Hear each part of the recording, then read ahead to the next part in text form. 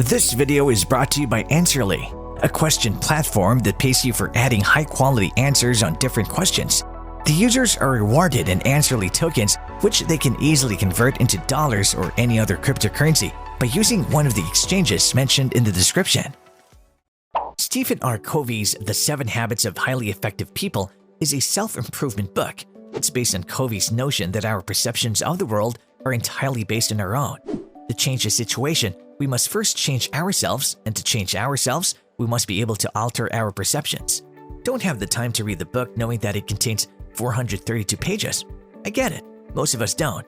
That's why we summarized the entire book for you here in our video. Thus, we also provided you some practices that you can do while watching this video. Hello and welcome to our YouTube channel. In today's video, we'll show you the 7 habits of highly effective people. If you're new here, make sure to smash the like button, subscribe to our channel, and hit the notifications bell to get updates whenever we post. Are you wondering what are the habits of highly effective people? The book begins with an explanation of how many people who have reached a great level of external success yet struggle with an inner urge to create personal effectiveness and healthy relationships with others. Covey believes that our impressions of the world are entirely founded in our own. To change a situation, we must first change ourselves, and to change ourselves, we must be able to modify our perceptions. Historically, character ethic was the foundation of achievement. Things like integrity, humility, fidelity, temperance, courage, justice, patience, industry, simplicity, modesty, and the golden rule.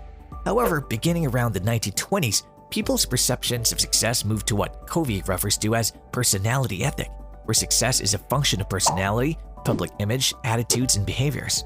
People nowadays are looking for quick solutions. They observe a successful person, team, or organization and ask, "How do you do it? Teach me your ways." But the shortcuts we seek in order to save time and effort while still achieving the intended result are simply band-aids that provide only short-term answers. They don't address the root problem. The problem is the way we see it. Covey writes, "To achieve meaningful transformation, we must allow ourselves to go through paradigm shifts, to fundamentally change ourselves rather than just changing our attitudes and behaviors on the surface."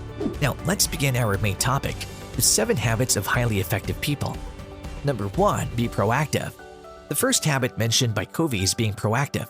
Our natural ability to access our own character, select how to interpret ourselves in our environment, and regulate our own efficacy is what distinguishes us as humans from all other creatures. Simply put, to be effective, one must be proactive. Reactive people embrace a passive attitude, believing that the world is happening to them. They say things like, "There's nothing I can do, that's just the way I am." They believe the problem is out there, but that belief is the problem. Reactivity creates a self-fulfilling prophecy, and reactive people feel increasingly victimized and powerless. To be proactive, we must concentrate on the circle of influence that lies inside our circle of concern. In other words, we must work on the things about which we have control. Reactive people, on the other hand, focus on things within their circle of concern, but not within their circle of influence, which leads to blaming external issues, emitting negative energy, and shrinking their circle of influence. Number 2, begin with the end in mind. Begin with a specific goal in mind. According to Covey, we may use our imagination to create a picture of who we want to be in our conscience to determine which values will guide us. Most of us find it very easy to keep ourselves busy. We work hard to obtain achievements such as promotions, increased pay, and greater recognition. But we don't frequently pause to consider the significance of our busyness, of our achievements. We don't question ourselves if the things we focus on so hard are truly important to us. This habit suggests that we should begin with the end in mind in all we do. Begin with a specific goal in mind. That manner, we can ensure that the measures we're taking are correct. It's also important to identify our center. Whatever is at the center of our life will be the source of our security, guidance, wisdom, and power. Number 3, put first things first. We must prioritize in order to effectively manage ourselves. We must be disciplined enough to prioritize our daily actions based on what's most important, not what is most urgent.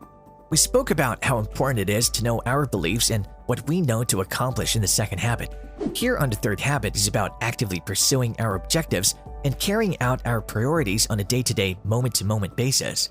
To sustain the discipline and focus needed to stay on track towards our goals, we must have the willpower to do something we don't want to do. We must act on our ideals rather than our desires or inclinations at any particular time. Number 4, think win-win. We must commit to creating win-win circumstances that are mutually advantageous and satisfying to each side in order to develop productive interdependent relationships. Creating win-win situations is the greatest alternative. With win-lose or lose-win, one person appears to get what he wants for the time being, but the outcomes will have a detrimental impact on the relationship between those two people in the future. The win-win or no-deal option should be used as a backup. When we consider no deal as an option, we are free of the need to manipulate people and promote our own agenda. We may be open and truly attempt to comprehend the underlying difficulties. To accomplish win-win, keep the focus on results rather than methods, on problems rather than people. Lastly, the attitude of win-win cannot thrive in a competitive setting. As a company, we must match our reward system with our aims and values, as well as having processes in place to enable win-win situations. Number 5. Seek first to understand, then to be understood. Before we can offer advice, suggest solutions, or communicate effectively with another person, we must first seek to deeply comprehend them and their point of view through empathic listening. Let's assume you go to an optometrist and tell him you're having difficulty seeing well, and he takes off his glasses and passes them to you saying, "Here, try these. They've been working for me for years." You put them on, but they only make the situation worse. What are your chances of returning to that optometrist? Unfortunately, we all do it in our everyday interactions with others. Before we diagnose a problem, we prescribe a solution. We don't seek a thorough understanding of the situation first. This habit explains that we must attempt first to understand and then to be understood. To understand, we must first learn to listen. We can't only utilize one technique to comprehend someone. In fact, if a person suspects that we are manipulating her, she will doubt our motives and will no longer feel comfortable opening up to us. Number 6. Synergize. We have the opportunity to create synergy by recognizing and valuing the differences in another person's perspective, which helps us to find new possibilities through openness and creativity. All of the other habits work together to prepare us for this 6th habit, which is the habit of synergy, or when 1 + 1 = 3 or more and the total is greater than the sum of its parts. For example, if you plant 2 plants close together, the roots will mix and improve the soil quality, allowing both plants to develop better than they would otherwise. You might be asking what synergy is. Synergy enables us to generate new alternatives and explore new avenues. It enables us as a group to agree to replace the existing scripts with new ones. Now, let's move on to our last habit. Number 7. Sharpen the saw. We must take time to renew ourselves physically, spiritually, mentally, and socially in order to be productive. Continuous renewal enables us to strengthen our ability to participate each habit in a synergistic way.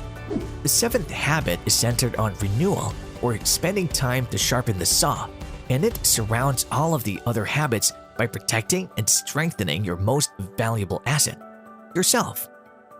We all want to succeed, and one path to success is identifying these habits that can help us on our journey. Are the practices effective in some ways? If that's the case, I hope you keep doing those things to improve yourself. Let us know your thoughts about these 7 habits of highly effective people in the comment section down below. If you like this video, make sure to smash the like button and subscribe to this channel. To learn more about Answerly and Answerly tokens, check out the links in the description.